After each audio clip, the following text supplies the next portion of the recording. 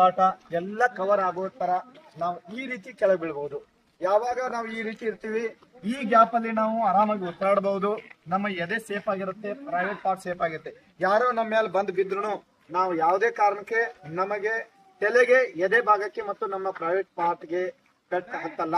ಆವಾಗ ನಾವು ಸೇಫ್ ಆಗಿ ಏನೋ ಒಂದ್ 2 ನಿಮಿಷ ಎಲ್ಲರೂ ಬಂದ್ ಮೇಲೆ ಬಿದ್ರು ನಮ್ಗೆ ಉಸಿರಾಡಕ್ ಜಾಗ ಇರುತ್ತೆ. ಆಮೇಲೆ ನಾವು ಸೇಫ್ ಆಗಿ ಎದ್ದೇಳ್ಬಹುದು. ಆದ ಕಾರಣ ಯಾವುದೇ ನಾವು ಜನಸಂಧಿಯಲ್ಲಿ ಕೆಳಗಡೆ ಬಿದ್ರೆ, ಜನ ನಮ್ಮ ಮೇಲೆ ಬೀಳುವಂತ ಪ್ರಸಂಗ ಬಂದ್ಬಿಟ್ರೆ ನಾವು ಇಮಿಡಿಯೇಟ್ ಆಗಿ ಈ ಪೊಸಿಷನ್ಗೆ ಬಂದ್ಬಿಡಬೇಕು. ಓಕೆ, ಈ ರೀತಿ ಕ್ರಂಚಿಂಗ್ ಪೊಸಿಷನ್ಗೆ ಬರುವುದರಿಂದ ನಮ್ಮ ಮೇಲೆ 4-5 ಮಂದಿ ಬಿದ್ದರೂ ಸಹ ನಮಗೆ ಯಾವುದೇ ರೀತಿ ತೊಂದರೆ ಉಂಟಾಗುವುದಿಲ್ಲ. ಇದರಿಂದ ನಾವು ನಮ್ಮ ಜೀವವನ್ನು ರಕ್ಷಣೆ ಮಾಡಿಕೊಳ್ಳಬಹುದು. ಧನ್ಯವಾದಗಳು.